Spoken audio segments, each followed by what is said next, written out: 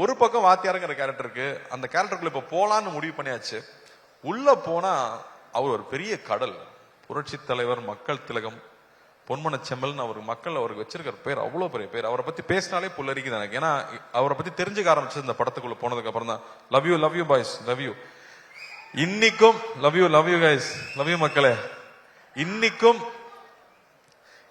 நீங்க ஒவ்வொரு வீட்டுக்கு போனீங்கன்னா அவரோட புகைப்படத்தை பார்க்க முடியும். ஒண்ணு அதுக்கு பொட்டு வச்சு மாலை போட்டு சாமி கும்பிட்டு இருப்பாங்க, இல்லாட்டி பெருமையா அந்த முகத்தை பார்க்கணுங்கிறதுக்காக வச்சிருப்பாங்க.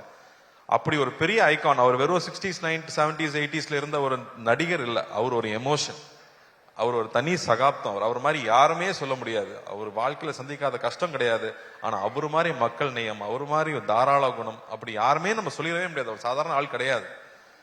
அவரு தமிழ் சினிமாவை மாத்திருக்காரு, தமிழ்நாட்டு அரசியலை மாத்திருக்காரு, எத்தனையோ பேர் வாழ்க்கையை மாத்திருக்காரு. அவர் ரசிகர்களுக்கு நல்லதே சொல்லி, இன்னைக்கு நல்லது சொன்னா கிரிஞ்சுன்னு சொல்லும் போது நான் நல்லது தான் சொல்லுவேன், என் ரசிகனும் என்ன மாதிரி தான் இருக்கணும், நல்லதை மட்டுமே சொல்லி கொடுத்து தன் ரசிகனும் என்ன மாதிரியே இருக்கணும்னு பண்ணியிருக்காரு. அவரோட ரசிகர்கள் தண்ணி அடிக்க மாட்டாங்க, தம் அடிக்க மாட்டாங்க. எப்படி அவ்வளவு இன்ஃபுளுன்ஷியலா அவர் இருந்திருக்க முடியும் அவங்கிறது ரொம்ப ரொம்ப ஆச்சரியமா இருக்கு. அவர் பாடல்கள் மூலமா அவ்வளவு விஷயங்களை சொல்லிட்டு போயிருக்காரு.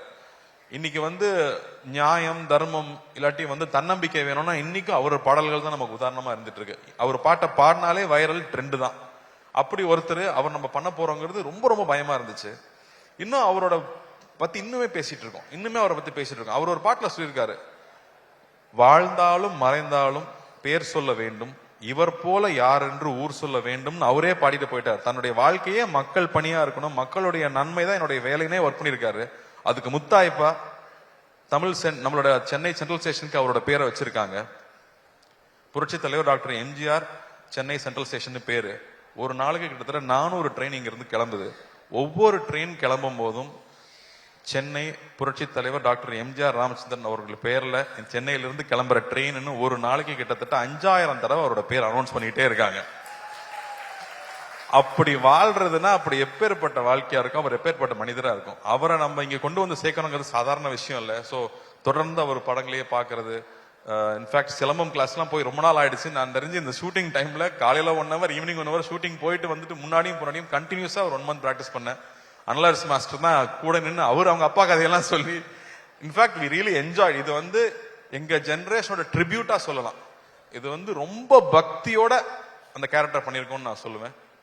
எவ்வளவு சின்சியரா அந்த கேரக்டர் அப்ரோச் பண்ண முடியும். இந்த படம் பார்க்கும்போது அவருக்கும் அவருடைய ரத்தத்தின் ரத்தமான ரசிகர்களுக்கும் என்ன உறவு இருந்துச்சு அப்படின்னு நீங்க கொஞ்சம் புரிஞ்சுட்டீங்கனாலே நாங்க பெரிய சக்சஸ் நம்புவேன்.